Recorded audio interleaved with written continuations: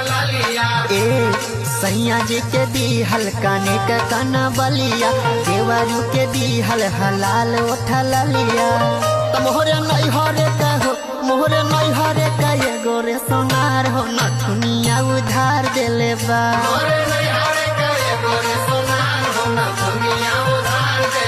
तो मोहरे नहीं हरे का ये गोरे सोनार हो, नथुनिया उधार देले बा।